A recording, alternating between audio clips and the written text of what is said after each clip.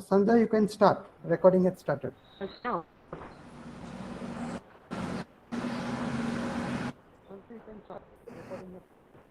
Very good afternoon to all of you. Respected University in his absence. He is the today's chief patron. Then Professor P.K. Mohanty sir, Honorable PG Council Chairman. He is the patron in his absence. Then respected Professor Syama Prasad Guru sir, Dr. Dasrathi Bhuyan sir, Coordinator of the PG Department of Political Science. Dr. Himanshu Sekhar Mishra sir, he is the today's speaker. Dr. Rajesh Seth sir, Sarada Prasanna Rao sir, all other participants. As a convener, I would like to welcome you to this distinguished lecture series, and we will continue it subsequently. Today, we found Dr. Himanshu Sekhar Mishra sir, who will speak on the topic understanding secularism in India. So, before that, I invite Dr. Sarada Prasanna Rao sir to introduce.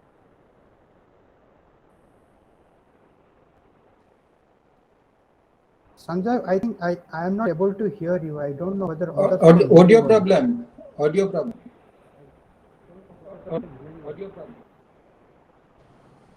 Sir?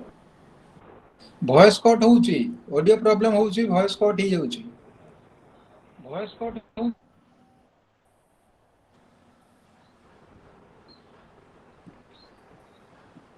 Am I audible to sir? Yes, right now you are. Hello. Yes, Sanjay.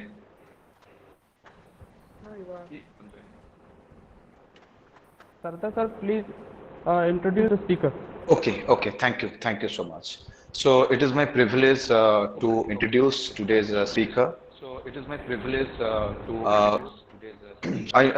He's my very good friend, and also I can say like he's a well-known scholar, academician, writers, and many more things, especially to the academic discipline.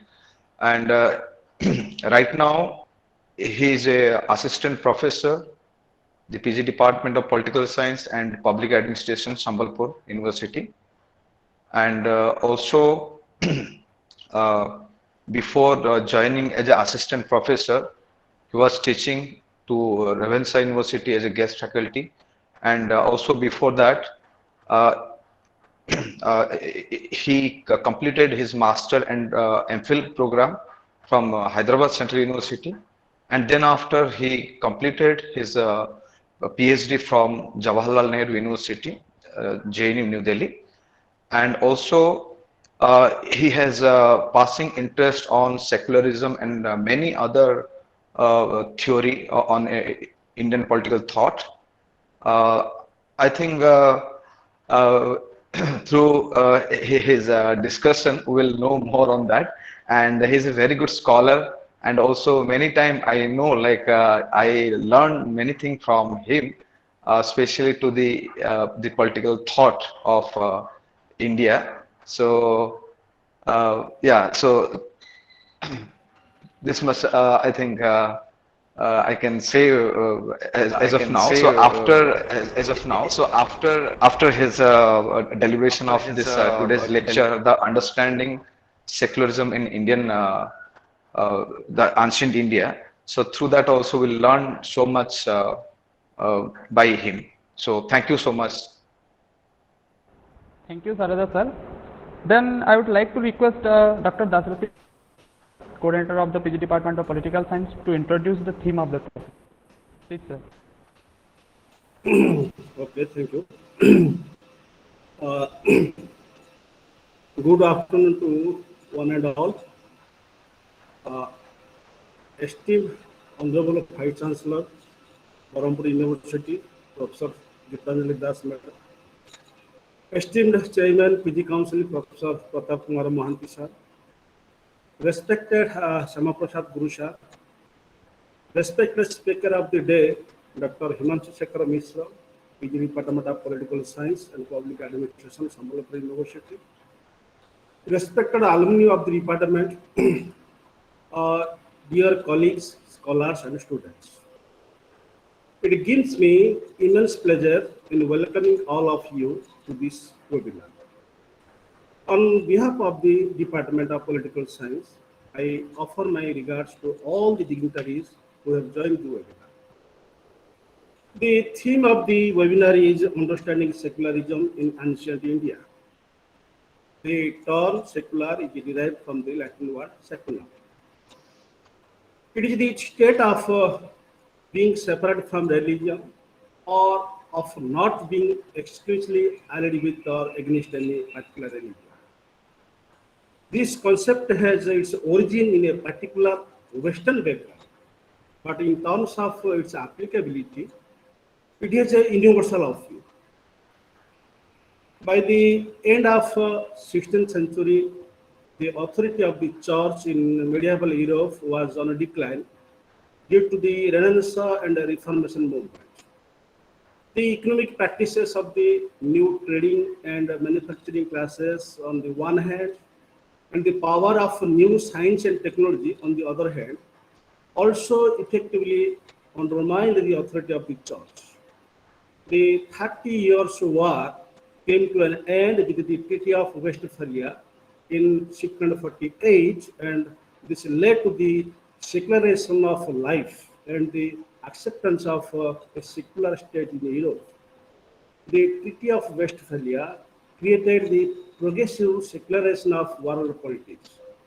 Thus, secularism as a concept has its origin in Western countries and relates to the separation of church from the state, giving the state a position of neutrality between different religions, amounting the indifference of state towards religion, while at the same time guaranteeing all citizens the right to profess any religion. And the basic features of Western concept of secularism are: number one, secularization process fades the feeling of religiosity.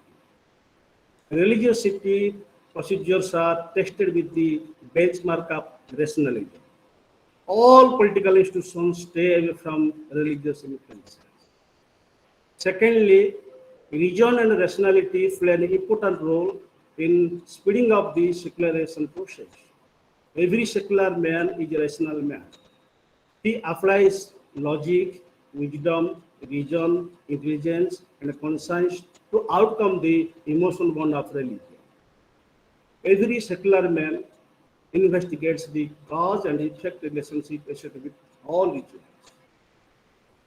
The scientific temper, attitude, and outlook force the modern man to be secular and anti-fatalist. Scientific temper works against religious outlook. Secularization becomes a sub-process of modernization and keeps away the modern society from the bad impact of religious faith, symbols, and institutions. But many scholars believe that Indian secularism is an imitation of Western secularism. But a careful understanding of our constitution shows that this is not true to some extent. Indian secularism is basically different from Western secularism.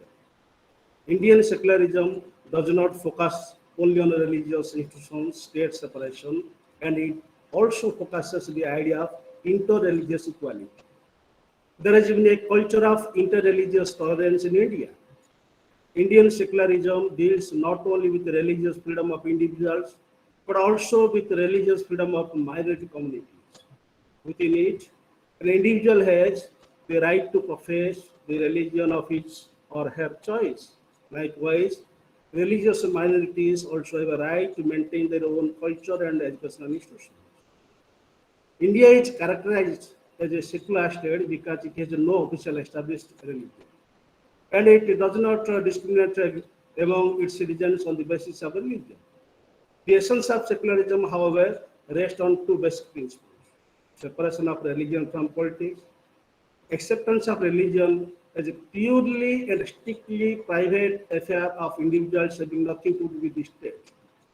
In India, the concept has been used not as state's indifference meaning towards religion, but as treatment of all religions in an equal fashion and ruling out discrimination of any Indian on the grounds of his religion. The state is indifference but equal respect and distance towards all religions. The Western concept of secularism implying anti-religious ideology cannot be applied to India, which is not only a multi-religious but a highly religious society. I hope the webinar will be beneficial to all concerned. And the speaker of the day, I hope he will focus or correlate with the ancient secularism concept of ancient secularism and the present context of secularism in India. Thank you. Over to Sanjay.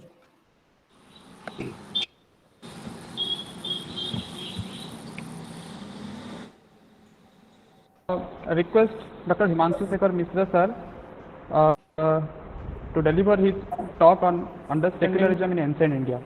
Please sir, welcome. So I think I'm audible.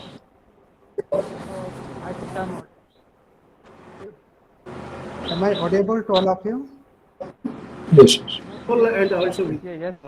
yes. Yes. Continue. Okay. So thank you, Sanjay. And I'm congratulating you that you have started your work as an assistant professor. And last few months, I have been doing it. And recently, I just stopped and you started.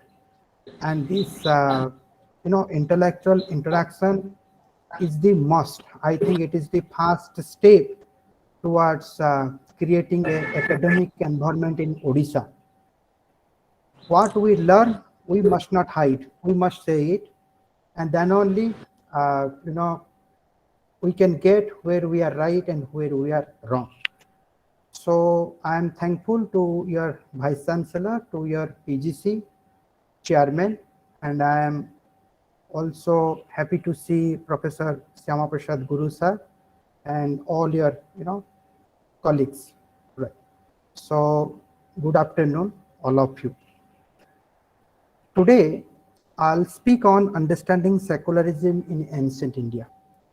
Now, secularism is a topic I have interest in it. I will not say that I am expert, but I can understand secularism better than many others. Right. Now, this secularism, that word or term, that was added in the preamble of Indian Constitution in the 42nd Amendment 1976. And since then, India is a secular state. But looking at the practice from 76 to till now, looking at the practice of secularism, if I will ask this question, is India a successful secular state? Right. Perhaps many, they will say that no, India is not a secular state, or India is not a successfully secular state. In fact, if you put your critical understanding on various issues, you will find that as if secularism has become Kamadhenu, and everyone wants more and more privileges from it, and ultimately they are dissatisfied with Indian secularism or Indian secular state, whether it is majority or whether it is minority. They are dissatisfied.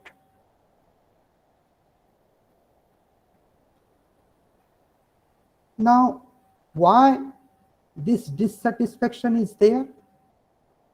The dissatisfaction is there because they are demanding, they are not contributing to secularism. And I picked this topic understanding secularism in ancient India, there you will find how the secularism was formed with the contribution of individual, with the contribution of society, and with the contribution of the state. In modern context today, the term secularism it's a modern concept, and it is largely derived from the European context or European experience. And that European context is characterized by multiculturalism, or it's a multicultural society. And a multicultural society, basically it is a society where one can find many cultures on different cleavages, and there is inter-cleavage domination and intra-cleavage domination. Now there are different bases, or there are different kinds of cleavages. And secularism as a state policy deals with this inter and intra-religious domination. Initially, I was thinking of saying that it is dealing with the inter and intra-religious domination along with inter and intra-non-religious domination. But subsequently, I caught it. I thought it will be appropriate to relate secularism with inter-religious domination and intra-religious domination. Now, what is inter-religious domination? When there is a competition among the religions to become the dominant religion, then it is all about the inter-religious domination. Take the big religions of world, Islam, Christianity, Hinduism. Now there is a competition. These religions want to be the world religion. So one is trying to have domination or dominant over the others. This is called the inter-religious domination. And what is intra-religious domination? Now that is something that happens within the religion. Within the religions, you can find there are different groups characterized by either caste or different kind of sects, and that is competition. And this competition is all about that one is trying to be dominant over the other. Now it is because of this inter-religious domination and intra-religious domination, now secularism is very crucial, very significant, important state policy. The state must be secular while addressing this inter-religious domination and intra-religious domination. Now, since secularism deals with inter-religious domination or intra-religious domination, a secular state cannot be irreligious. A secular state cannot be irreligious. Secularism has to deal with the religion because there are conflicts relating to religions. The secular state cannot be agnostic to all these religious conflicts, either in intra-religious conflict or inter-religious conflict. But certainly a secular state should be non-religious. It should not be irreligious, but it should be non-religious. Non-religious basically means the secular state will not have the official religion.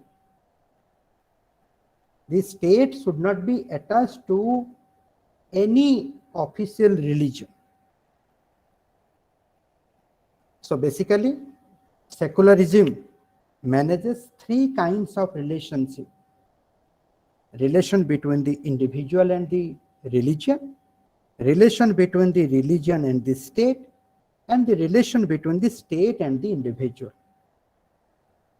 And from this relation between the individual and religion, one characteristic of secularism that emerged, that is called freedom of religion. Freedom of religion means I can convert myself into any religion. Suppose I am born as a Hindu, but I want to live the life of a Christian, then I can convert myself to the Christianity. It's not your right to convert me. It's my right to convert myself. My right to choose in which religion I want to stay. That is the freedom of religion. From the second relation, religion and the state, secularism got the second characteristic, that is separation of state and the religion. Now the problem is here. Why this separation? If you go back to the European context, you will find religion was prevailing upon the state. So it was an urgent need of the state to be separated from the influence of religion. The state should not interfere in the religious matter, and the religion should not interfere in the state's matter. Now, the problem is that the moment state will not be allowed to interfere in the religious matter, you are giving license to the religion to do whatever they want to do. In modern society, I am talking about. Till now I have not gone to the ancient India. Ancient India was something different from this modern India. So that's why in academia, this separation between the state and church, it was not easily accepted. Questions were raised. What kind of separation we are talking about? Is it the mutual separation, or it is one-sided separation, or it is principled distance? And Rajiv Bhargava, in his theorization on Indian secularism, he has termed principled distance as a mode of separation of state and religion in Indian context. Now, what is principled distance? Now here state and religion, they can intervene with each other on certain principles in certain context. That is principled distance. There should be distance between the state and religion, but the distance is not absolute. In different situations, both state and religion can intervene in each other's context. And from the relation between the state and individual, secularism got the third characteristic, that is called citizenship. What is citizenship? It is between you and the state. So secularism means freedom of religion. Secularism means a kind of separation between the state and religion. And secularism means citizenship. So this is the meaning or essence of secularism. Now the question is that the term secularism was added in 1976 in the Indian Constitution. But before it, what was the nature of Indian state? Was India not a secular state before 1976? Or in other words, is secularism a new idea for the India? Now to Rajiv Bhargava, India was a secular state from the ancient past, since India has successfully dealt with inter and intra-religious domination in the past. Now there is a problem. If you go back to the past, ancient India, then you will find there was only one culture. It was not a multicultural society. Today what you are experiencing in India, the multicultural society, it was not like that. It was, a Hindu culture. Now, within the Hindu culture, there were different sects, Vaishnavite, Shaivite. There was also infighting between them. There was also crisis.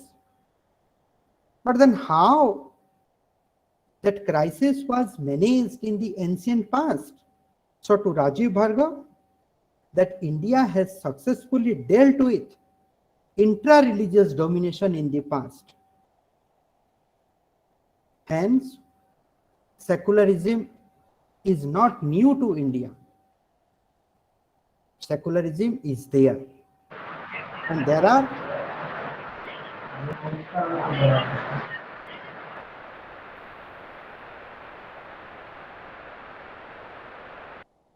is some sound, okay. And can we say that secularism has one meaning, one definition? Or secularism can have many meanings in different contexts? Now, the difference between the secularism in ancient India and modern India is that now in ancient India, secularism was based on the concept of integral humanism, what was propounded by Pandit Deendayal Upadhyay. And in modern India, secularism is based on these three features or characteristics, whatever I just before I said it. If you see closely and compare secularism, European secularism, and secularism in modern India, then you will find there is hardly any difference. There is hardly any difference. We borrowed this concept of secularism from the Europe, and in one word I can say that this is the hegemonic secularism. Hegemonic secularism. But if you compare European secularism with the secularism in ancient India, then you will find there is a difference.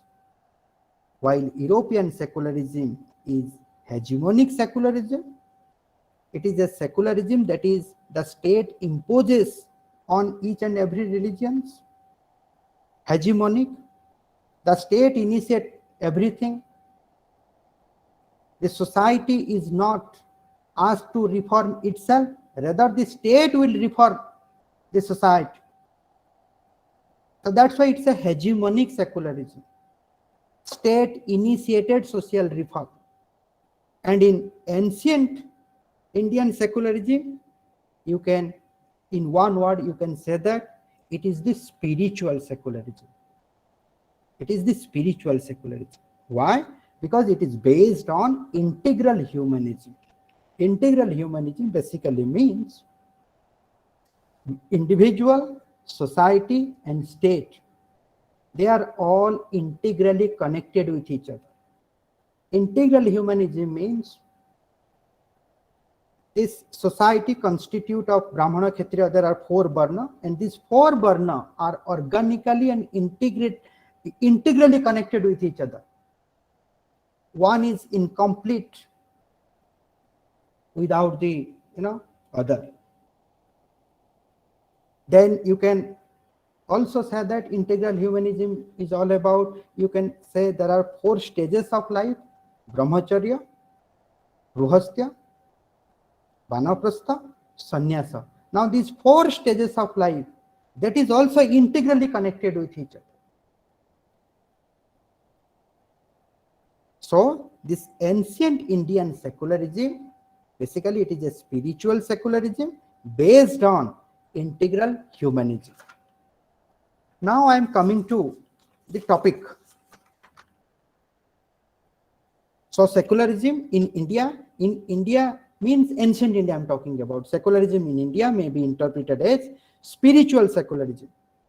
And some of the Hindu synonyms of secularism in India are dharma nirapekhyata, pantha nirapekhyata, sampradaya nirapekhyata, and dharma sapakhyata. Dharma sapakhyata. Secularism means righteousness. Now it is all about sarva dharma sambhava. It is all about the equal respect, mutual respect, and mutual tolerance.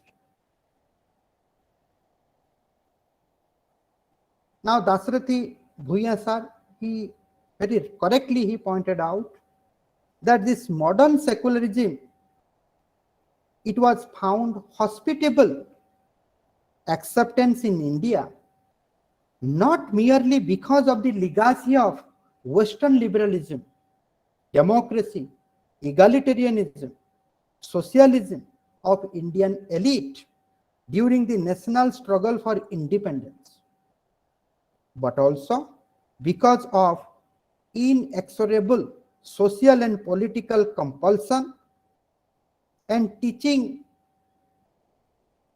fostered by saints, seers, scholars of India through the ages. What does it mean? In 1976, when the secularism was added to the Indian Constitution, there was no much hue and cry about this inclusion of war. Why?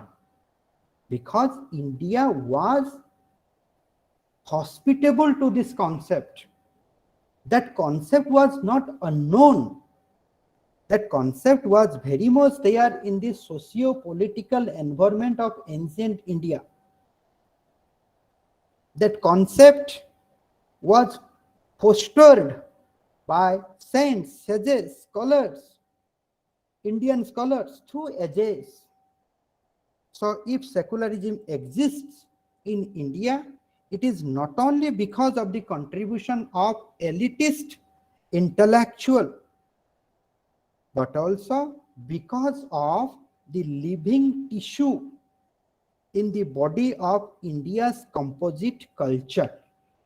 So secularism was very much part of, Indian tissue, the tissue of Indian culture. It was very much part. One can feel the sense of secularism if one go through the humanistic hymns of Vedas, if one go through the spirit of inquiry in Upanishad, if one go through the ancient and medieval reforms, movements, and protests. So all these are giving a sense that India was secular in the ancient past. Okay, let me tell you one thing, that when we are talking about secularism in ancient past, I use two terms: spiritual secularism, integral humanism. Okay, I think I have used. So secularism in ancient Indian context, it was all about humanism. It was all about humanism. Now the concept of Indian secularism cannot be analyzed without the reference to the concept of dharma. Without understanding the concept of dharma, secularism in ancient Indian context, or I am using secularism in Indian context, it's a Indian version of secularism. I am not talking about secularism of modern Indian state. Now, without understanding the concept of dharma, Indian secularism cannot be analyzed. Now, what is this dharma? Dharma is not religion. Here, dharma means it is righteousness. Dharma is not religion. Religion is a bond which unites men with God. It signifies faith in a certain theology, and dharma stands for a way of life rather than the religion or theology. So here, dharma in traditional, India, in ancient India, religion was all about the relation between the man and the God. And today, religion, the moment you utter the word religion, then there is politics that is attached to it. Religion means organized religion. But in ancient Indian context, religion was all about the man and his relationship with the God. Dharma and religion, they share many common characteristics. There are other, religious people. For them, dharma was prescribing certain things for the good life. So religion and dharma, there are some common characteristic in ancient past, but dharma was not absolutely similar or different from the religion. Dharma was basically the righteousness, and religion was basically, it is a bond that unites man with the individual. It was not organized religion in ancient past. Now, dharma means to sustain or uphold an object. And what is that object? That object is establishing the order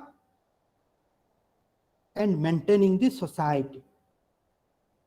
So dharma means establishing order and maintaining the society.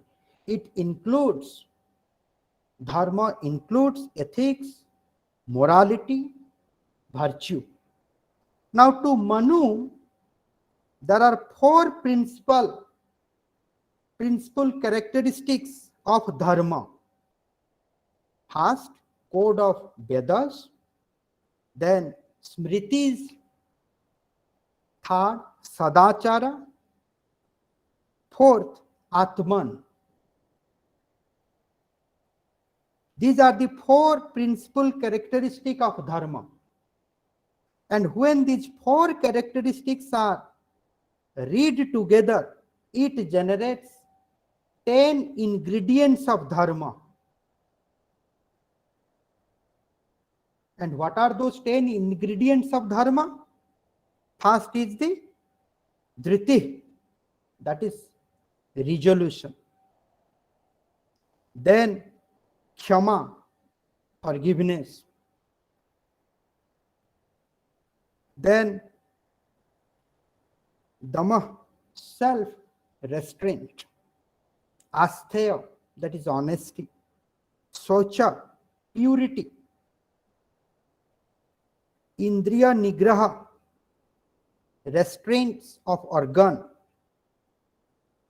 Deha, devotion. Vidya, knowledge. Satya, truth. Akrodha, absence of anger. So these are the 10 ingredients of dharma. And all these ingredients that is required for the individual, that is required for the society, and that is required for the state. Dharma was the guiding principles for individual. Dharma was the guiding principles for the society. Dharma was the guiding principle of the state. In Vedic literature, dharma denotes to law and custom. In Upanishad period, it means social duties of various castes or order. In Mahabharata, dharma means a network of duties such as Raja Dharma, Praja Dharma, Mitra Dharma, Desha Dharma, Kula Dharma, Jati Dharma, Varna Dharma, Asrama Dharma. In Buddhism, dharma means nirvana, salvation. And this nirvana is possible through modesty, meditation, and wisdom.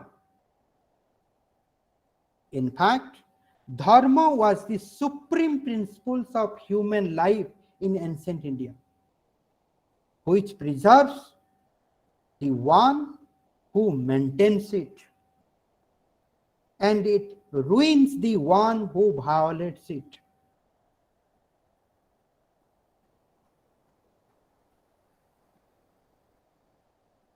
At individual level, dharma was the principles of meritorious development according to one's quality, one's nature, temperament, and potentials towards higher existence. So if you are with the dharma, dharma is with you. If you are going against the dharma, then dharma will go against you. So at individual level, dharma was the principle of meritorious development. Individual, if he or she wants to have the meritorious development, then he has to follow the principles of dharma. And dharma take care of one's quality.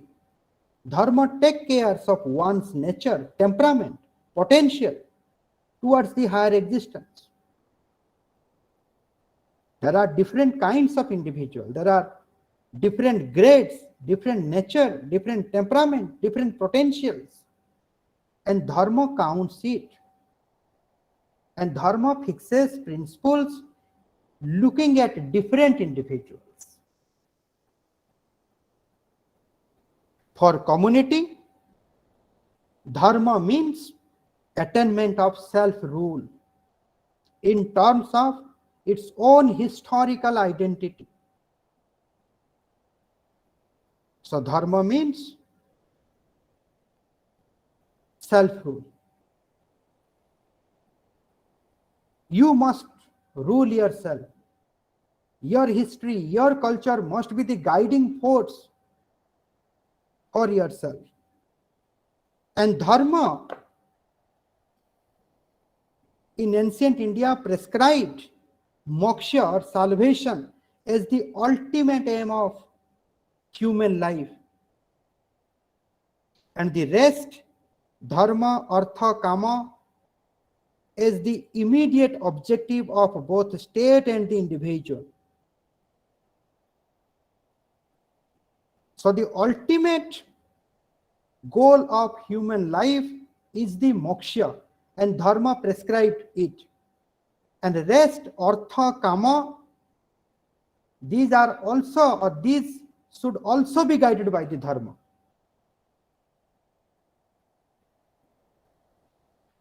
In brief, politics based on dharma in ancient India generates an atmosphere in which one can pursue the ethical goals of life.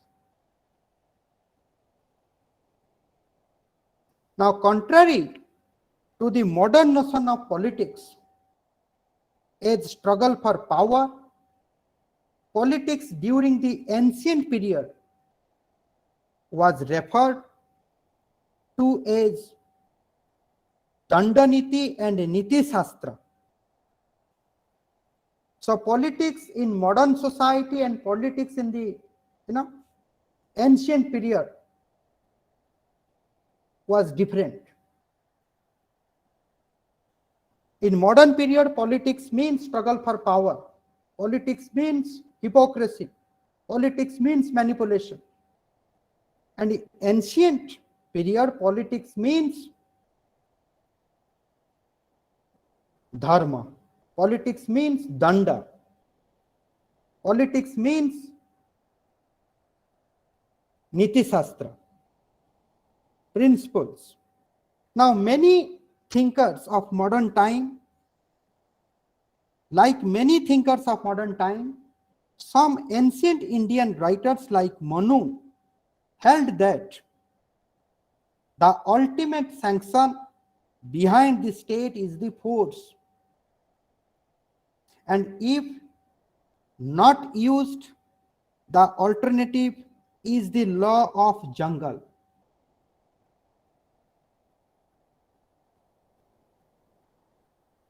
Here is the similarity between the modern thinker and the ancient thinker.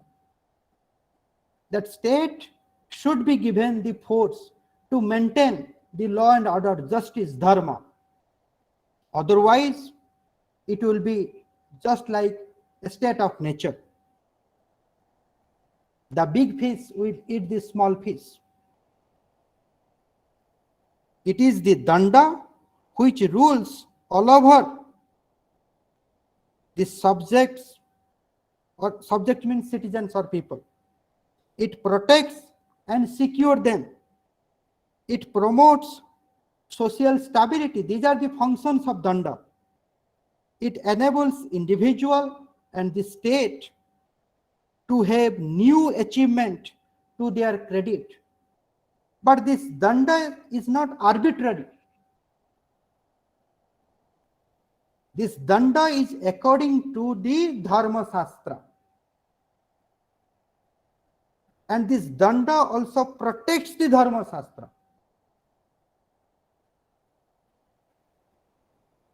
The state control through dharma and through danda. If there are good people, now through Dharma Shastra the state can have control over them. If there are criminals, bad people, then the state uses danda according to or as prescribed by the dharma or Dharma Shastra to them in order to correct them. In fact, dandaniti deals with the totality of social, political, and economic relationship among individuals and between individual, society, and state. The other term used for the doctrine of politics was niti, which means judicious decision. This decision was made with greatest prosperity, wisdom, and circumspection. That's how the Niti Shastra, the science of government, was securing stability and progress of the society in all directions and enable the realization of four pursuit of life, that is dharma, artha, kama, and moksha. And this Niti Shastra I was just telling dharma shastra or Niti Shastra.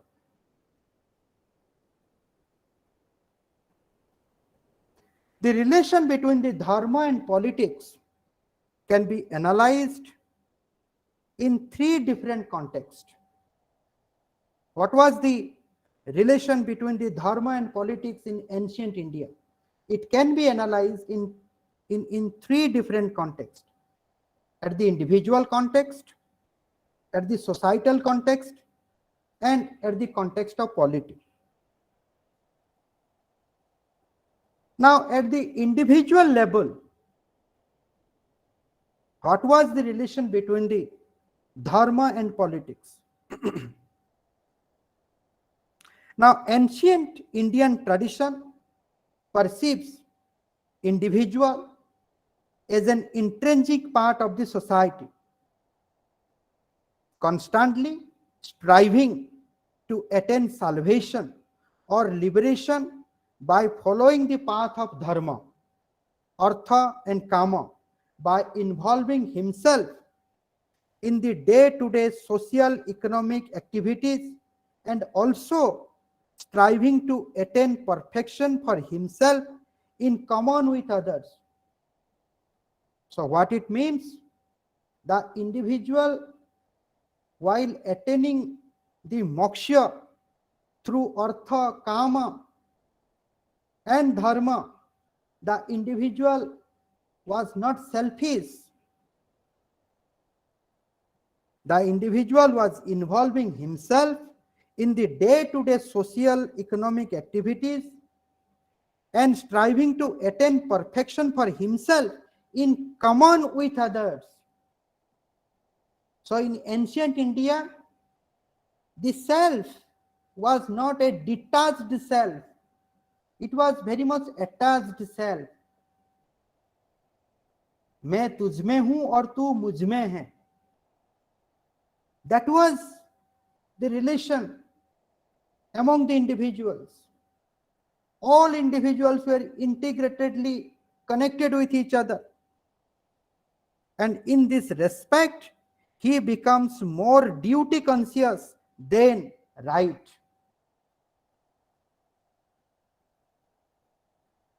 That was the nature of individual in ancient India. And thereby, he shapes the social fabric and he himself is shaped by it.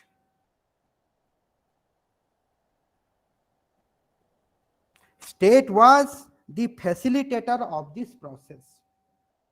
So everything, the individual was creating the society was creating the individual. That process was very much inclusive. Individual and society were integratedly connected with each other. And what was the role of state? The role of state was to facilitate that process. In fact, individual was surrounded by variety of duties such as swadharma, varna dharma, asrama dharma, jati dharma, kula dharma, desha dharma, raja dharma, praja dharma, mitra dharma. And these network of duties were towards one's self, class, stage in life, caste, kin and country. So I have duties towards myself. I have duties towards different classes of people. I have duties, I have duties to my class. I have duties to myself. I have duties in various stages of my own life. I have duties towards my caste. I have duties towards my kin. And ultimately, I have duties towards my country. In fact, duty was the gateway of corresponding rights. In ancient India, individuals were not demanding rights. Through duties, they were securing their rights. They were getting their rights. And this entire network of duties expect individuals to be concerned with the devotion to the welfare of the others. That means my development requires your development. Until and unless you are not developed, my development will not be possible. That was the relation between the dharma, relation between the individual and the society and state at the individual level. Now at the societal level, what was the relation between the dharma and politics? Now at societal level, Brahmana, he was to devote himself to the pursuit of intellectual.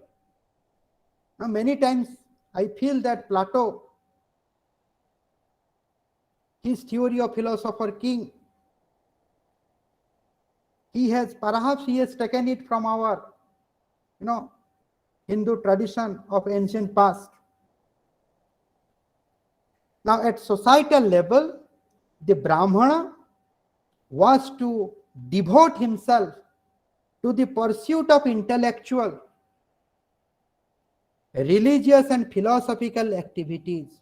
So what is the role of Brahmana in the society? The role of Brahmana is all about seeking knowledge, all about religious and philosophical activities. And Kshatriya was devoted to the exercise of coercive authority for the protection of the subjects. It's the Kshatriya duty. If I am a Kshatriya, then my priority is to save your life, even at the cost of my own life. And Vaishyas were having specialization in trade and commerce. And Sudras were there to serve these three varna. And let me tell you, here nobody is superior or inferior. All are integratedly connected with each other. It's not that since Brahmanas has come from the mouth of Brahma, the mouth is superior than the feet. It's not. Without feet, the mouth may stop. And without mouth, the feet may not work. This is the whole body. The society was organic in the ancient past. So this is something a misinterpretation. Since someone is superior, someone is inferior. In Rigveda society, the division of society was on the basis of function, not on the basis of caste, not on the basis of heredity. And in the post-Rigvedic Rigved era, the classification of society happened on 4 varna and their order. And in that era, alienation of Vaishya and Sudras, Vaishya and Sudras, they got alienated from the political sphere. And in the post-Rigveda era, there was dominance of Brahmanas and Kshatriyas. In Upanishad period, there was struggle between this Brahman and Kshatriya for the supremacy. Who is great? Brahmana is great or Kshatriya is the great? In epic period, preservation and maintenance of Varna system became a royal concern. That means in the epic period, the state wanted to preserve and maintain the Varna system in the society.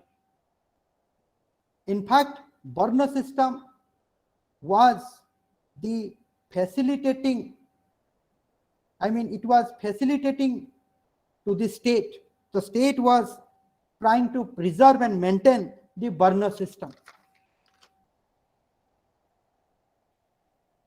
Even in the Dharma Shastra,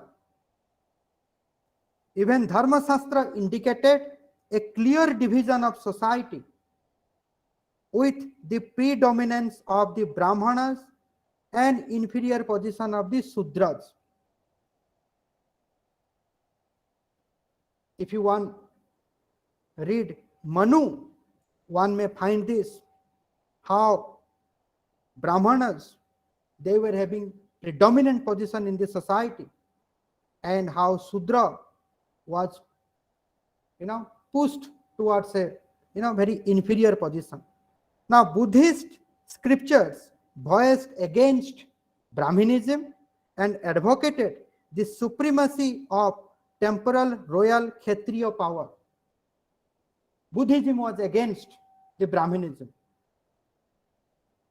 and Buddhism was prioritizing the Kshatriya power over the Brahmana power. In Arthashastra, it is mentioned that the state was maintaining protecting and preserving this societal Varna system and was providing a system of law and danda on the basis of Varna. On the basis of Varna. Thus, Varna system got intermingled with the social structure and the polity. If you remember in Mahabharata, when Yudhishthir and Duryodhan were given a chance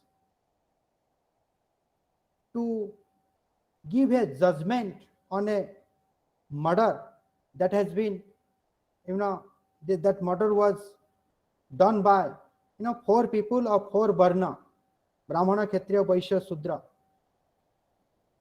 You will find how Duryodhana handled this problem and how Yudhishthir handled this problem. And Yudhishthir asked, what is your Varna? And accordingly, Yudhishthira provided punishment. From that, one can get the sense how Varna system that was intermingled with the social structure and polity, and Arthashastra has mentioned it. Now it resulted in the tug of war between Brahman and Kshatriya for the order of supremacy. So there is, in fact, a kind of competition between the Brahman and Kshatriya. Who is superior? Dharma is superior or Danda is superior? Though Brahmana remain satisfied with reverence and Kshatriya with royal authority, yet politics of checks and balance between the spiritual and temporal power was there. So it was not that there was a nexus between the Brahman and Kshatriya maintaining the social order in the ancient India. Even there was also infight between the Brahman and Kshatriya, infight between the spiritual power and temporal power. So though Brahmana was given or Brahmana was accepted that he knows what is right and what is wrong, he knows dharma. Brahmana was absolutely free on dharma matters, and Kshatriya was absolutely free on danda matters. But still then, dharma and danda, that was also integrally related with each other. So there was a kind of check and balance between the spiritual and temporal power in ancient India. In subsequent time, caste rigidity put a question mark on the social system based on birth rather than the function of individual. Subsequently, in Mahabharata itself, you can find how Dhritarashtra wanted his own son to be the king next to him. So caste rigidity, birth, it got attached to the social system in ancient India, and things became corrupted. Now at the political level, what was the relation between the dharma and politics? Now politics was under the influence of dharma. King was the promulgator of dharma. King was not above than the dharma. Dharma was above than the king. King was to lead a whole life as the one dedicated to duties. So to become a king, it was not it was not privileges. King means it was responsibility, it was duties. However, there was no legal agency to control the transgression of dharma by the king. Yes, it was a fact. If the king was violating the dharma, there was no legal agency to control the king. the composition of the state structure in ancient India, it was characterized by Saptang of the state that you know in Manu and Kautalya, Swami, Amartya, Janapada, Kosha, Durga, Bala, and Mitra. And these 7 limbs or aspect of the state were organically and integrally connected with each other and with the state. The dominant concern was the secular function of the sovereign.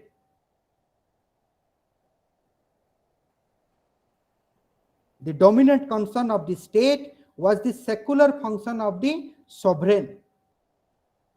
Here the state means the king. So king was expected to function or expected to conduct the secular functions, secular action, secular works. Once the king is sitting on his chair, then the king is for all. King is just like, father of all the prajas are the son or children of the king. Now in the pre-Vedic and Vedic period, early Vedic period, the kingship was an elective institution. Raja Bharata, when he did not find his own son to be appropriate person to be the king, then Raja Bharata elected a person in his kingdom to be his successor. However, in course of time, it became hereditary. Moreover, king was also subject to punishment. So I said there was no legal agency to control the king. But in Dharma, in Shastra, the king was also subject to punishment if he acts in contravention to his duties. Kautalya describes the king as the receiver of wages. King is the master by virtue of law, and king is the servant by the virtue of his wages. So king is also like an ordinary individual. To Kautalya, the king was maintaining justice through dharma and danda.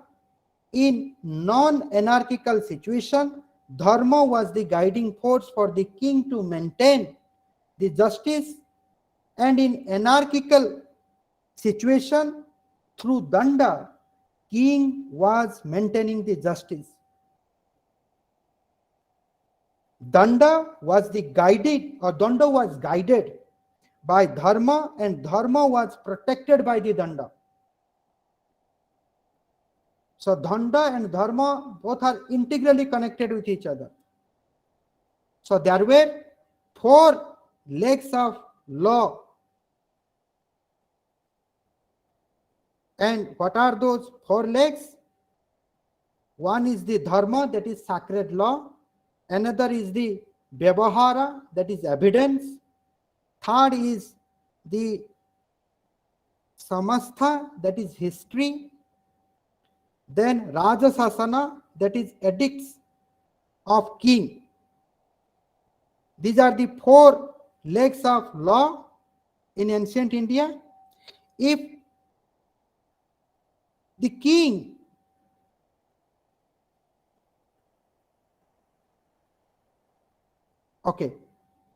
if the king administered justice in accordance with these 4 legs, then the king may conquer the world. If the king is guided by the sacred law, if the king is guided by the evidence, if the king is guided by the history, and if the king is guided by his own conscience, then that king can conquer the world. Now for Kautalya, if there happened any conflict between the sacred law and king's law, or in other words, it's the rational law, then the rational law would prevail. The king's law must prevail upon the sacred law. If there is any conflict between the sacred law and king's law, the king's law will prevail upon the sacred law. In fact, king's law is the rational law, because king is required to Kautalya to control his passions like lusts, anger, greed, attachment. That is, in other words, we say the king is supposed to control his kama, krodha, lobha and moha. When the king is free from all these ills and evils, then the king's decision is the rational decision, and the king's law can prevail upon the sacred law. The king must fight against 6 enemies. The king must fight against sex. The king should not have sexual appetite. The king should fight against anger. The king should fight against greed. The king should fight against the vanity. The king should fight against overjoy. In fact, king was the embodiment of highest ethical virtue. So that's why for Kautalya, king's law must prevail upon the sacred law, because king means he is the embodiment of ethical virtue. Now, politics in ancient India was broadly conceived as Rajniti, or ethics of politics, or political ethics. State was to ensure the moral and material well-being of the citizen.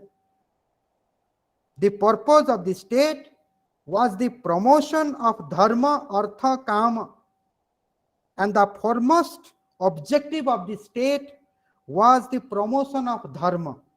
The state was doing it through encouraging virtue and morality in individual and society, through fostering deity and religiosity among individual and in society. The state was doing it through treating religious establishments alike. The king was not discriminating one religious establishment against the other, and the king was extending patronage to the literature and science. So these are various functions of the king or state in the ancient period towards the promotion of dharma.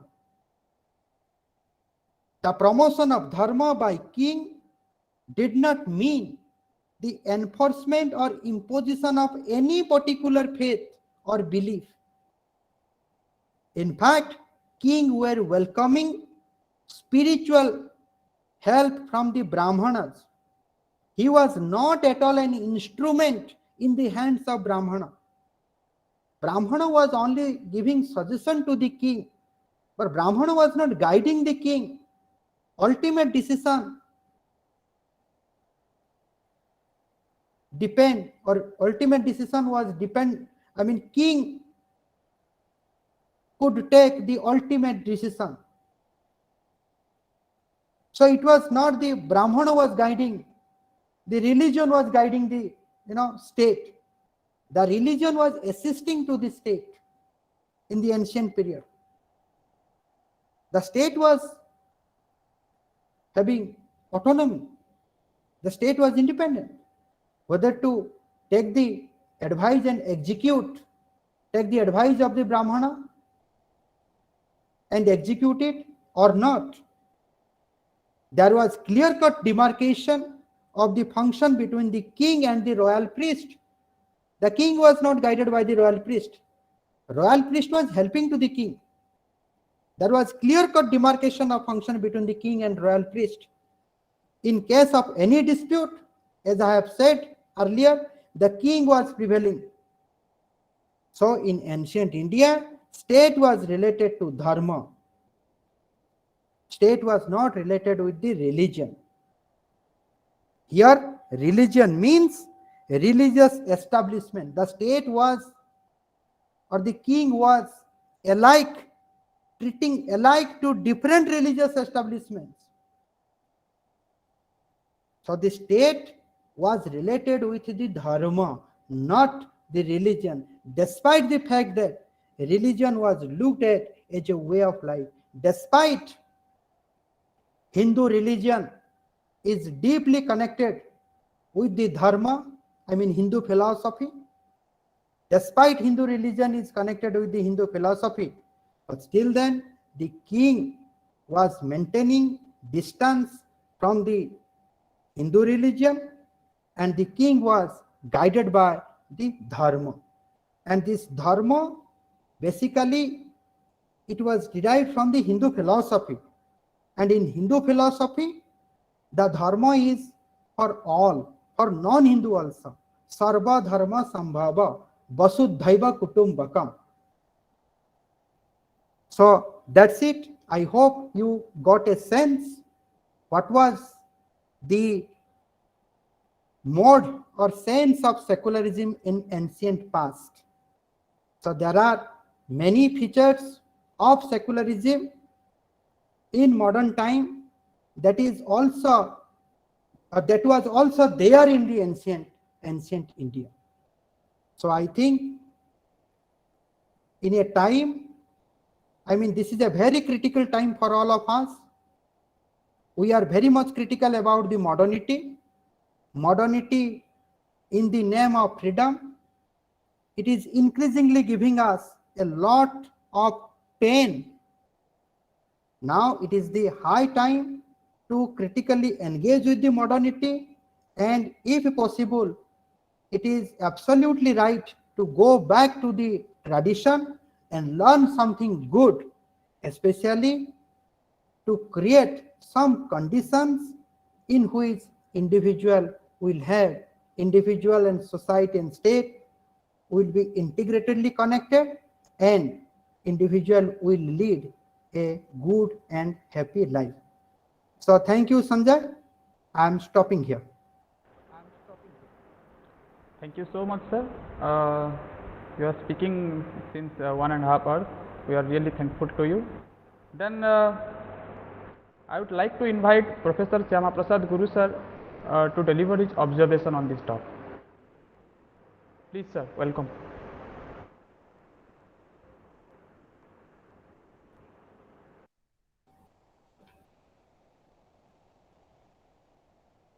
Sir, you have to unmute. Thank you very much, Sanjay. I congratulate you because you have inherited the legacy of Himanshu and you are repeating it in Berhampur University. I am also thankful to all faculty members of the Department of Political Science, Berhampur University, for their kindness to invite me to remain present in this discussion.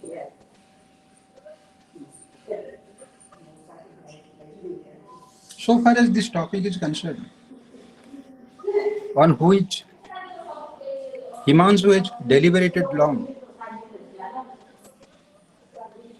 I had discussions with him last evening in my residence on this same topic. And in the process of my discussions, I raised some fundamental questions concerning secularism in ancient India. I had urged upon Himanshu to search for the elements of secularism in ancient India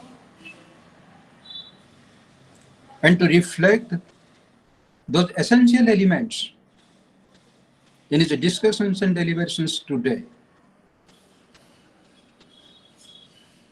when I listen to his discussions,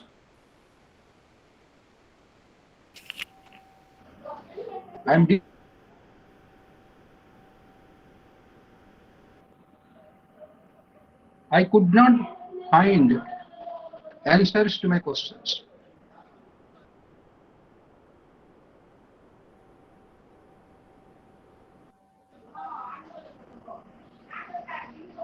Himanshu has lost only one point, but most of the discussions are related to the social formations in ancient India, the social order,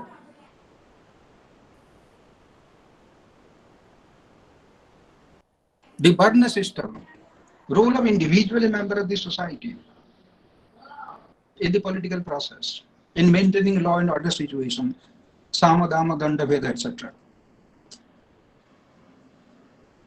How can we relate the role of the individual as a member of the society, the role of the ruler as the representative of the state, so far as the issue of secularism is concerned?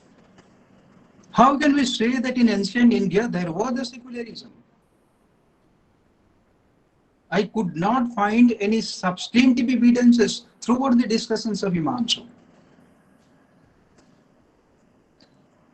So far as the phenomenon of secularism in ancient India was concerned, no substantive evidences.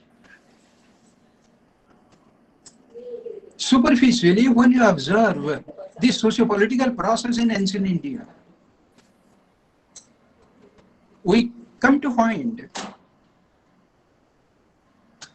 that the basis of the socio-political order in ancient India was a religion. And what is that religion? Belief in God. The beliefs which are codified in the form of religious texts, books, such as Veda, Upanishads, Puranas, Mahabharata, Ramayana, and the Bhagavad Gita, to give a few instances. These religious texts contain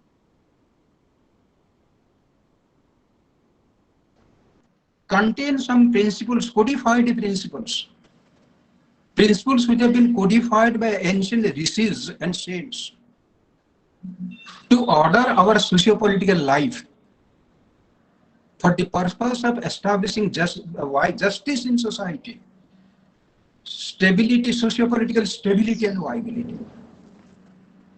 That is what we call a religion. Viewed in that sense, in ancient India, there was no secularism.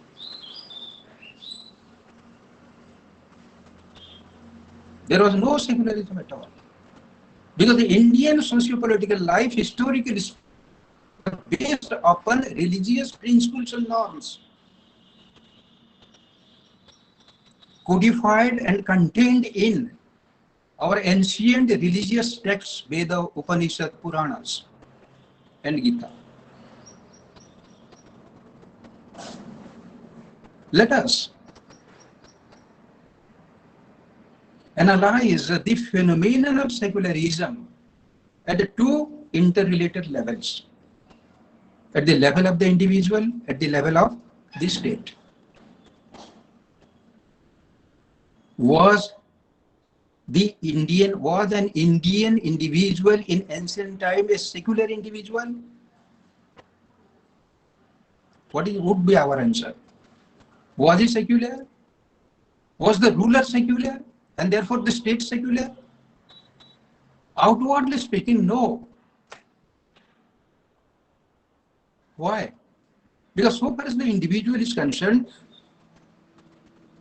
the ultimate goal of the individual's life, as has been taught by Himanshu, is moksha, salvation. Salvation to be attained through some major means, dharma, artha, kama. And these states, these means, these ends have been well codified among the religious texts in Vedas, Upanishads and Puranas. That is what we aspire for, or what Indians aspired for in ancient time. Dharma, Artha, Kama, Moksha. Moksha is the ultimate end, salvation.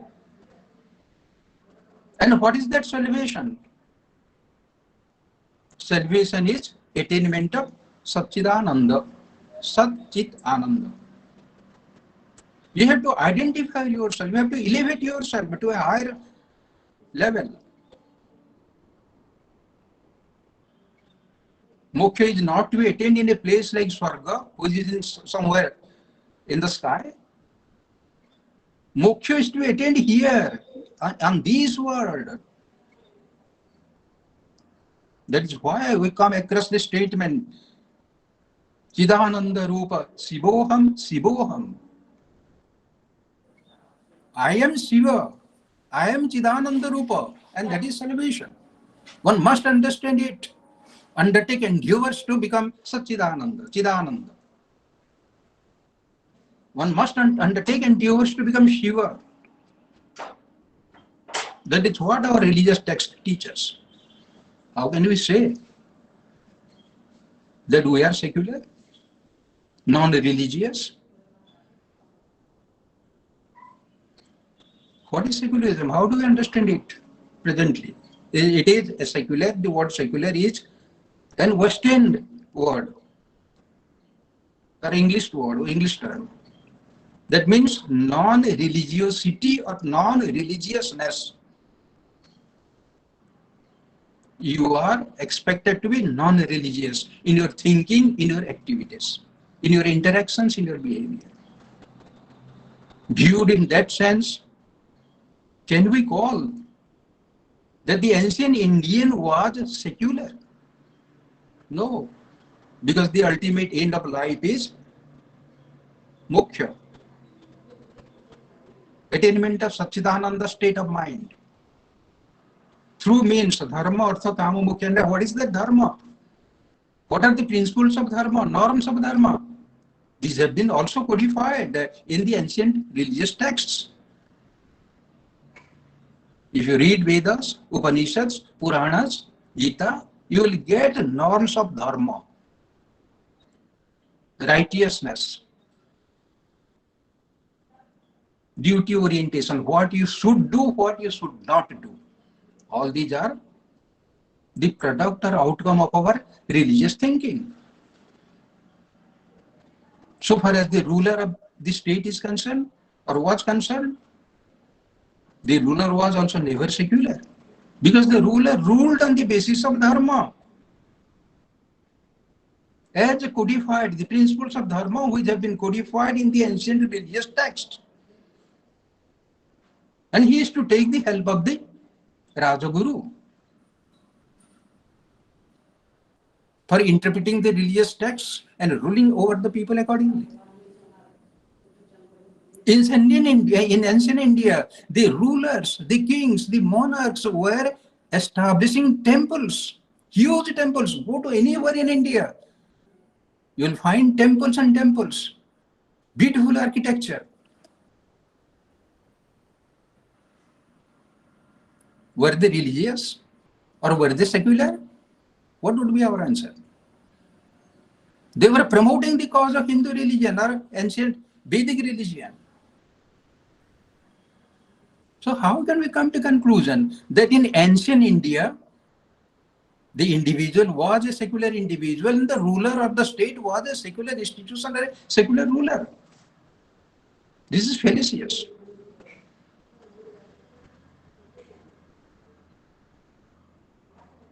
Okay, Sanjay, let me respond to Guru sir. Sir, No, I'm I'm not complete. I have not completed.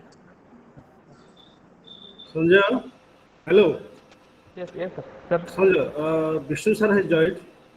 Yes. Namaskar. I'm just. Sir, I request, sir, please add few words to this concept. Sir. Yes. Vishnu sir, actually. This is what I analyze outwardly speaking. Outwardly. If you look at the activities, the behavior, the thinking of individual and the ruler, conditioned and controlled by the principles of dharma codified in our ancient religious texts made by the rishis and the saints. The ultimate aim being the attainment of salvation, attainment of the state of Satchidananda status for the individual. This is an outward analysis. Inwardly, what do we find? We find that India in ancient time was essentially a secular state. Inwardly, despite the fact that the individual and the ruler were being guided by the principles of dharma enunciated in the texts, religious texts. Despite that fact, inwardly, the individual was essentially a secular individual. And the state was a secular state because the ruler was a secular ruler. How do we prove it? How do we substantiate it?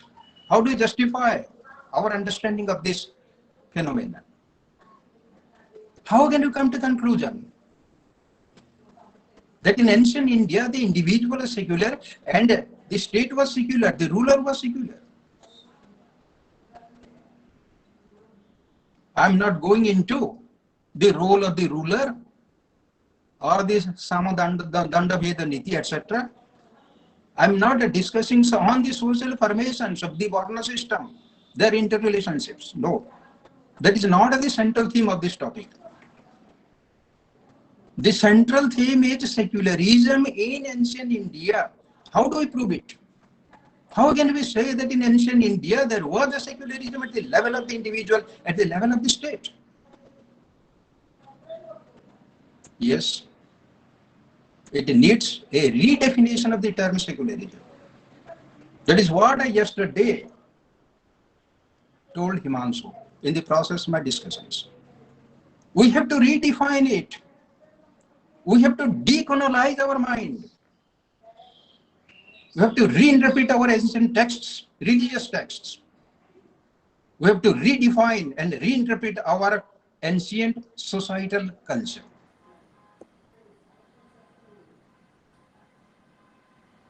And if you look at it, if we make a scanning analysis, an in-depth analysis of our ancient texts and literature, we find that India was, in ancient time, was essentially a secular state.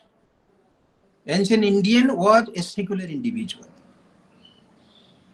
And what is the proof? Look at our ancient texts, the Vedas, the Upanishads, the Puranas. What values and messages do they communicate even till today? What these messages and values Gita communicate to us? Bhagavad Gita. You can get concrete instances, substantive evidences of secular orientations, secular values, secular messages being communicated to the people at large to condition their behavior, their thinking, their behavior.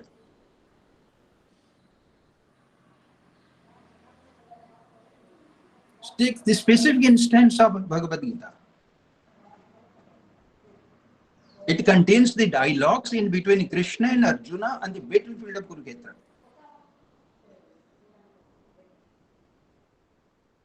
Look at chapter 9.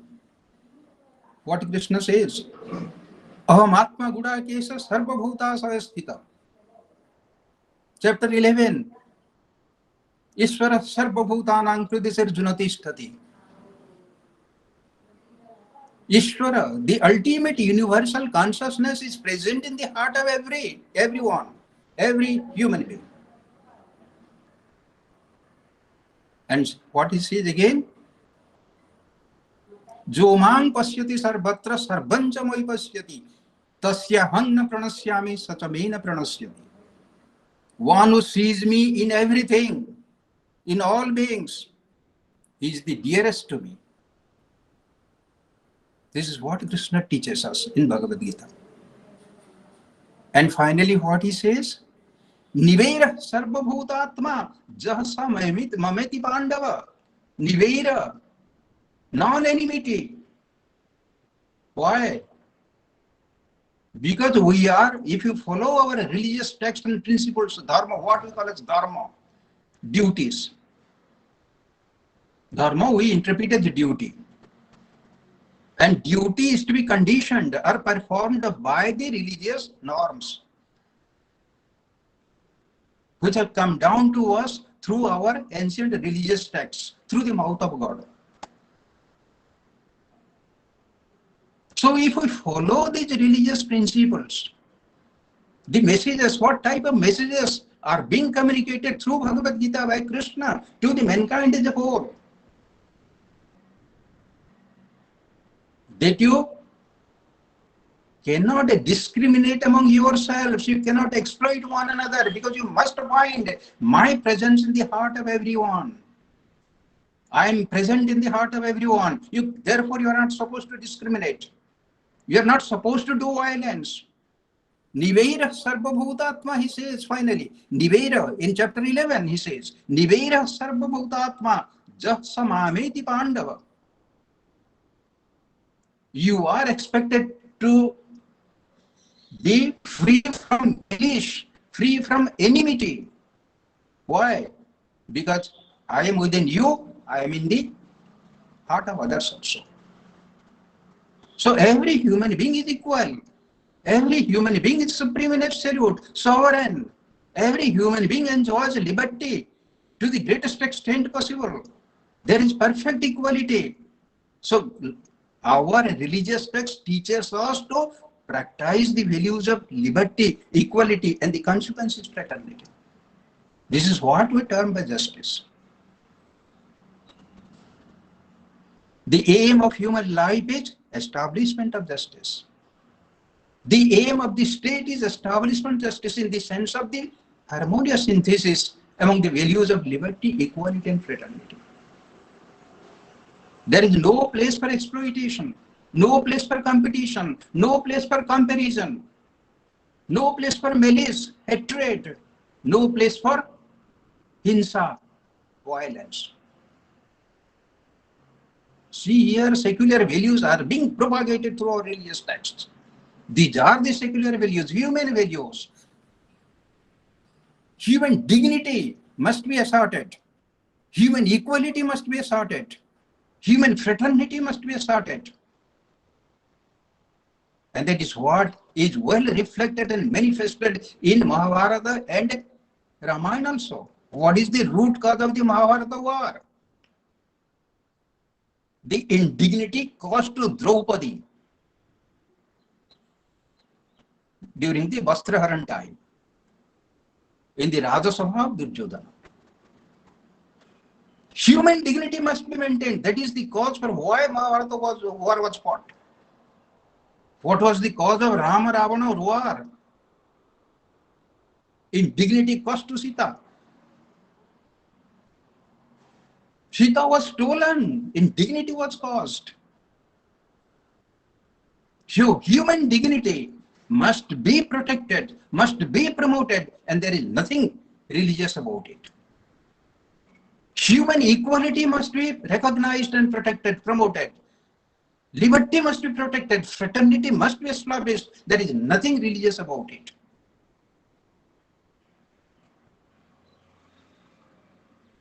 So we have to reinterpret our religious texts and find out secular messages, secular values being communicated to the people at large. So simply saying that the ruler was ruling on the basis of religion, individual was performing his roles on the basis of religion or dharma, gives a wrong picture to us. So we have to rediscover ourselves, our ancient text, our culture, And we must assert that in ancient India, there was secularism at the level of the individual, at the level of the state and the ruler. Even if outwardly, religion was the basis of human action, religious was the basis of state action. Therefore, there is need for rediscovering ancient India and to rebuild the present India accordingly. And there lies the solution. So if someone accuses us that no, you are religious, you are non-secular, we must protest. Historically speaking, we are secular in our mindset, in our interactions. State was secular because state was promoting the values of liberty, equality, and fraternity, establishing justice. So this phenomenon, secularism in ancient India, must be approached in that sense. This is my perception. Others may differ. So thank you very much for giving the opportunity of sharing my views with you. Thank you, sir. Then, Himanshu sir, you can respond. Okay. Thank you. No, I agree with the second part of Guru sir. I think yesterday Guru sir told that we need to redefine secularism. I think there is no need of redefining secularism. Why? Let me tell you. In the Revensa, when I went to the Viva board to become the guest faculty of Revensa University, Professor Surjanarana Mishra, he asked me, what is the opposite to secular? Then I said, religious. Then he laughed. Why? Now, opposite on secular state, the opposite of secular state is the theocratic state. So basically, a theocratic state is one where the state is identified with a religion. Isn't it identical with religion? What is theocracy? What is the meaning of theocracy? It is religion. Same thing. So, no difference. So when the state is identified with one religion, then it becomes a theocratic state. But look at the Indian secularism is known as the accommodative secularism. In Indian secularism, you can find the state intervenes in various religions. The state is involved in various reform within, in Hindu religion, in Muslim, in the recent triple talaq, right? So being a religious person, does it mean that I am not secular? I think secularism is not irreligious, but certainly secularism demands the state not to be aligned with a particular religion. No. In Western concept, the secularism brings about a dichotomy between the state and religion.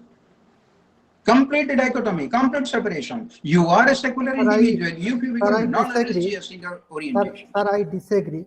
If you look at the separation between the politics and the religion, in Western countries, you can find there are different models. And one model, there is an American model and there is a French model. It's all about the Rajiv Bhargava, theorization of secularism. And in that model, you can find there is mutual separation, separation. There is one-sided separation also. No separation at all. What do you find? How do they take oath? How does the president of USA take oath? On the basis of a Bible. If you are not a Christian, you cannot become the president of USA. If you are not a Christian, you cannot become the prime minister of Great Britain. This is secularism. You are taking oath on religious texts and books. Why not in the name of your constitution? So they are deceptive. You can say it, sir. It is your perception, but certainly on the separation question, I think Western countries you can find diversity also. In Definitely. Indian model, they have to accommodate different religious groups. So this And is a secondly- convenient means. Secondly, the criticism or the base of your criticism was based on an assumption that if you are religious, then you are not secular. I think that is Yes. something fallacious. That is what I'm questioning. No, that is We what are you are- religious, but we are essentially secular. Sir, what you are saying, I think it is something fallacious. I think secularism includes religiosity also, because within Never. the religion, sir, That is within not the meaning of secularism. You are misinterpreting it. That is not the meaning of secularism in English language. But sir, secularism has multiple meanings in different contexts. Secularism does not include religion. Look I at the disagree with you. dictionary. Oh, what is the meaning of secularism? Look at the English language. So we must Sir. go by the language. No. I mean, there is a literature. I think dictionary Yes, is there for a different purpose. but you may be broad enough to include it. You may, if you are including religion within secularism, you are not secular. My humble submission is that the opposite of secular is not religious. For me, the religious person is also secular, and the non-religious person doesn't mean that he is secular. He can be non-secular also. For Yes, example, he may be religious in his personal for life, example- secular in interactions with others. There is the possibility. You may sir, believe in God, but that doesn't mean that your religious practices will affect the behavior of others, will affect the interest of others. You may believe in God. You are a religious person. What Machiavelli was. He was a highly religious man. And it is Niccolo Machiavelli who propounded the theory of political secularism. but sir, And he founded the modern, so considered the founder of modern slavery, father of modern Western political thought. He himself was very religious. What was Gandhi? Gandhi was the greatest secular individual in this world.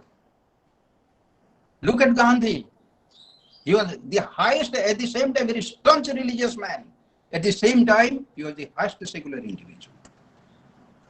So personal life, you may be religious. Sir, I think in every religion you can find the righteousness, and if you are guided by the righteousness of your religion, Yes. for That is example, what- that is what I'm telling. So how can you say that India was essentially a religious state in ancient time? No, sir, we are secular. Sir, in ancient India was secular because In what sense?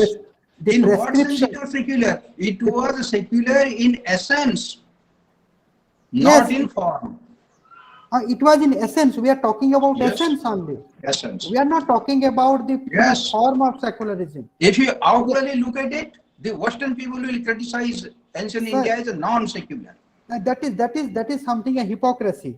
I think here secularism in ancient Indian context, secularism means understanding the secularization process. Understanding of secularization process is all about No. understanding. Process is totally different thing. It is a process through which the individual learns. But secularism means humanism. If you are devoid of human values, you are non-secular.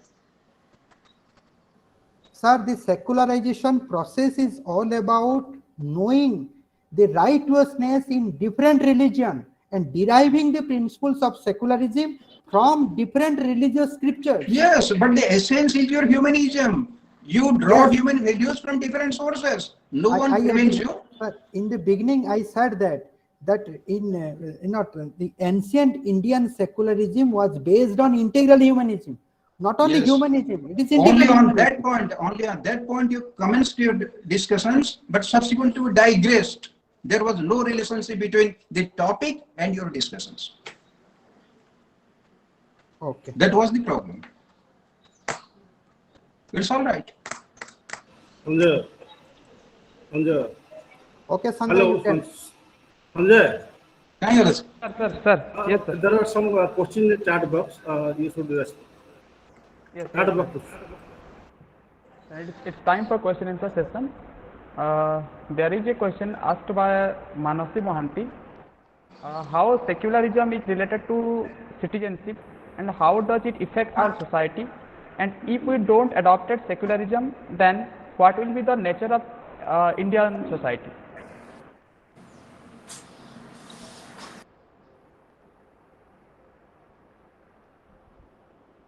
Yes, Okay. sir.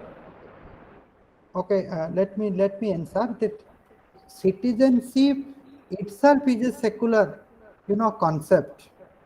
As I mentioned, the secularism deals with the three kinds of relationship: individual religion, religion state, and state and individual. And citizenship is the connecting point between the individual and the state.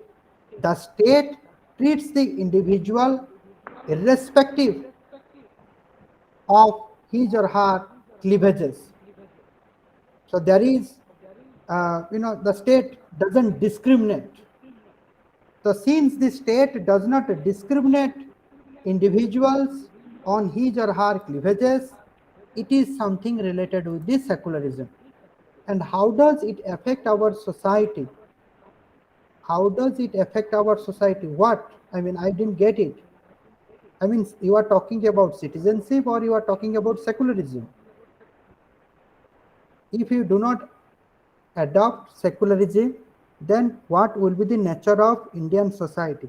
See, if you are not guided by the secular principles or values, there will be chaosness in our society. There will be anarchical situation. See, even if India is a secular state, even if the state is trying to implement secular principles, handling the interreligious and intra-religious domination, yet people from both the end are criticizing the Indian state. For majority and for minority, both are not satisfied with Indian secularism or Indian secular state. I think secularism is there in order to maintain the law and order of the society or system. Yes, Sanjay. I'm happy to see that Dr. Kunal Bhatt has reached. He is the professor of the tourism and travel department of university. Sir, you may ask direct, please. Thank you. Thank you very much, Sanjay. It's always nice to hear Dr. Mishra since we know each other almost for the last 7-8 years. And so sorry, Dr. Mishra, I could not hear an entire lecture of yours. I was having some meetings, but essence I got from your lecture. So what we actually, we know about the secularism basically from the, European world. It's actually separation of religion from the state because European world was controlled by the church. So when it comes to our system, we how do we approach to it? Now, what I want to ask you here, what is the role of nation, nationality, and religion in running the affairs of the state? I will give an example here. Suppose if you take any country like India got bifurcated, no doubt on the basis of religion. Pakistan was created on the basis of religion. Nobody can deny this fact. But still, they are saying that we are religious. We believe in the Islamic, fundamentals, so on and so forth. But still, their, outlook is secular. But internally, they are saying we are religious. You go to the Gulf countries or Middle East countries, they again say that we believe in the religion, but their outlook is secular. But if we say the dominant part of their system is religion. I hope you are understanding my point, what I want to say. Okay, I think you brought a very interesting thing in your question. I think if you see the European context, well, the papal authority was trying to prevail upon the state, and state was not, in a position to, do the secular, function. So that's why there is a kind of the demand. It was demanded that there should be separation between the church and the state, religion and politics, so that the politics will freely it will work without any influence of the church. Now, if you compare this system with our ancient past, where you are seeing a king, and that king is guided by the royal priest, and here I think we do a kind of misjudgment that the royal priest, as if he is trying to prevail upon the king, right? But such is not in the case of ancient India. The royal priest is there to suggest the king. Now the king may accept the royal priest, or he may not also. The king is absolutely free to take the suggestion or not. So I think that separation logic, what is applicable in the European context, so far as secularism is concerned, that separation will not work here. Why? Because now there the papal supremacy, or the Pope was guided by the Christianity. It's a kind of organized religion. But here the royal priest is not guided by the Hinduism. The royal priest is guided by the Hindu philosophy, right? That's what I call dharma. And again, there is also a difference between Hindu religion and Christianity. Now, Christianity is a proselytizing religion. Christianity is an organized religion. And this Hindu religion in the ancient India, it was not organized. It was a non-proselytizing religion. It talks about Vasudhaiva Kutumbakam Sarvadharma Sambhava.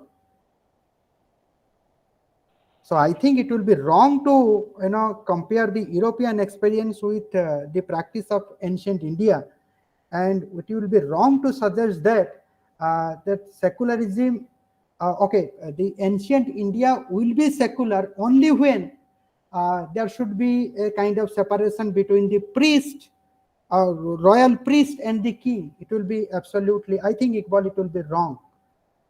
There are different academicians, they will also agree with me on this point. And I think the second part I didn't get you.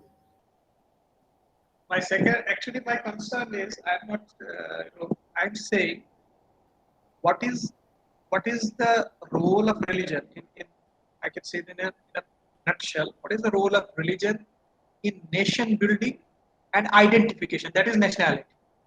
I mean, you are talking about in the modern nation-state system. Yeah, I am talking from Now, the modern. In modern nation-state system, whatever I said, it is not applicable. I think in traditional, ancient India, I am not using the word dharma. Sorry, I am not using the word religion. I was using the word dharma. So dharma means righteousness. But when you are Dharma. quoting the ancient system, isn't it that you want to apply it to the modern system? Because we are not living in the ancient system now. See, there are many aspects of the ancient system that I think we need to, revisit, and we can also apply in our modern nation-state system as well. I think whatever Guru sir said it. Now, if you'll give me half an hour, I can write it down. Okay. No, we don't have that much time. Let us discuss it sometime again. Thank you very much. Thank you. Then there is a question asked by Subhendu Paikrai. What is the difference between Indian model of secularism and Western model of secularism? I think it's a very easy question.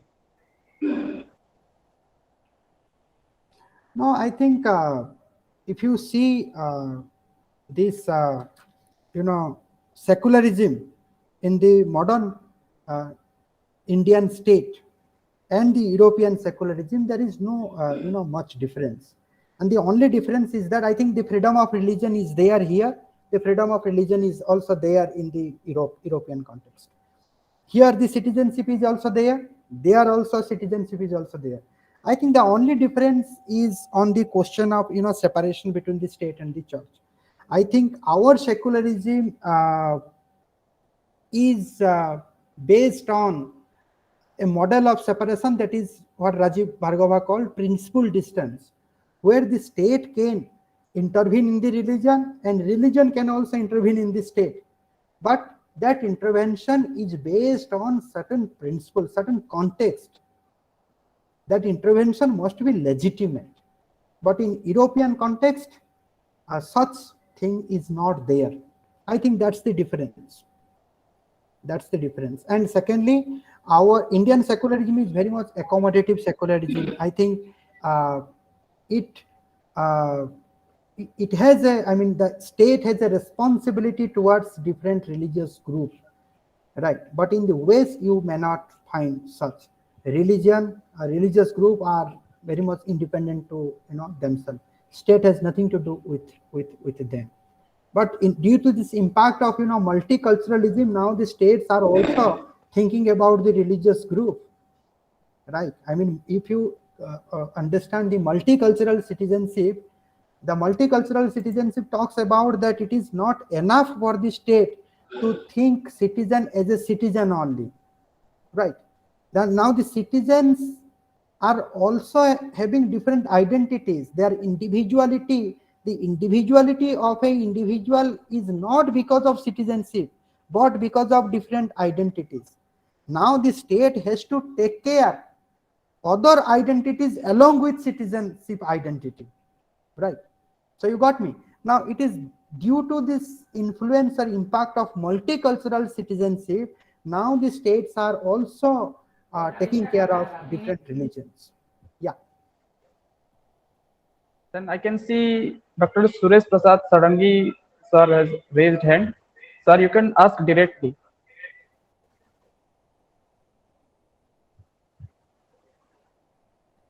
Sir, kindly unmute yourself, sir.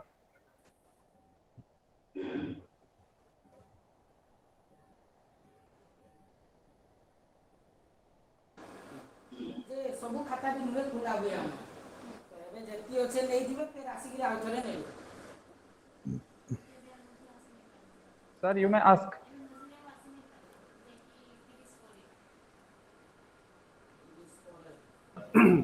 We go to the next question if there is any question. There is a question asked by Subhasri Barik. What is Sanatana Dharma? Sanatana Dharma was originated. Sorry, when Sanatana Dharma was originated? And nobody knows when Sanatana Dharma was originated. But a Sanatan Dharma is a dharma which speaks about Pashuddhaiva Kutumbakam Sarva Dharma Sambhava. Then, and from Odia call it Anadi Kalaru jo dharma achi. So that's why Hinduism is not called as a religion, because to be called as a religion it must have a birth or date of birth. Now nobody knows what is the date of birth of Hinduism.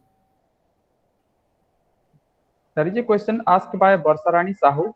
Sir, define the two aspects of secularism. Define The two aspects of secularism. I said there are three aspects of secularism: freedom of religion, principle distance. I'm talking about Indian secularism. Indian secularism has three characters: freedom of religion, principle distance, and this citizenship. There are three characters, three aspects of Indian secularism. Then a question asked by Biswarupa Malik. Can you please explain secularization? Secularization, basically it is a process. It is a process of exploring the secular values in the in the religious, right? That means secularism is not something that the state will impose, or secularism is not those values where the state should impose on the different communities, different religious communities. Rather than the state must identify what are the secular values within the different religious group, and the state will learn all these religious values, and then the state is expected, or the state should implement those values. Then only the society will take the state, the society will take those values positively, right? So that is the whole idea of secularization process. That means first you study me, who am I, then you suggest me what I can be. Then only I can accept your suggestion and I can develop myself. So secularization is a process of that process. Another question asked by Subhasri Barik. It is possible to make whole world as a secular and global entity. Will it promote unity in diversity? If yes, how? For me, I think, today the entire world is guided by the materialism. Now, materialism cannot contribute towards the secularism. Basically, the core of secularism is the humanism, right? The core of secularism is the spiritualism. So until and unless individuals will not become spiritual, the individual cannot be a secular individual. And the individual is the constituting part of the society. The nature of the society is determined by the nature of the individual.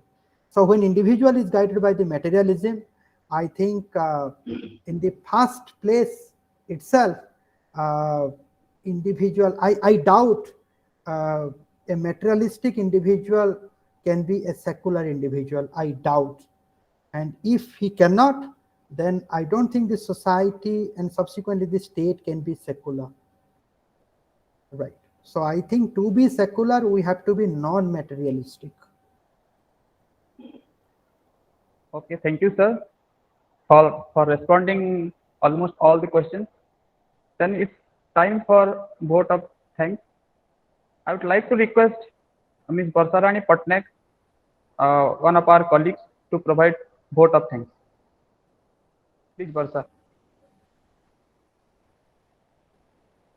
Thank you, sir, giving such an opportunity to me. Good evening, everyone, to the one and all present here. It is such an honor for me to get the opportunity to thank you all dignitaries. On behalf of the PG Department of Political Science, Berhampur University, I extend a warm welcome to the people in the gathering. I would like to express my gratitude to all the esteemed delegates of the webinar for their presence and contribution to make the webinar a grand success. I extended my gratitude to our honorable speaker of this distinguished lecture series, Dr. Himanshu Sekhar Mishra, Assistant Professor, PG Department of Political Science and Public Administration, Sambalpur University, to take out the time from his busy schedule to grace the event. A special thanks to our chief patron, Professor Gitanjali Das, Vice Chancellor of Berhampur University, for providing immense support to make the webinar successful. I extend my gratitude to Professor P.K. Mahanti, Chairman of PG Council, Berhampur University, for help and support. I would like to thank Professor S.P. Guru sir, retired professor of Sambalpur University, and Professor Vishnu Chaudhary sir for the active participation in this webinar. A most thank to the coordinator, PG Department of Political Science, Berhampur University, Dr. Dacharathi Bhuiya sir, for working hard for the past few days to make this webinar successful. I would like to thank convener Mr. Sanjay Meher sir for his guidance and help. Also like to thank Dr. Rajesh Seth sir and Sarada Prasanna Rao sir for their cooperation and help. I extend my gratitude towards all the participants present here and made this webinar successful. Thank you everyone once again for making it a grand success. Thank you. Thank you, Varsa Madam. On behalf of the PG Department of Berhampur University and its entire fraternity, I would like to express my hearty thanks to everybody, to every participant. Thank you all. Now the meeting is over. Thank you, sir.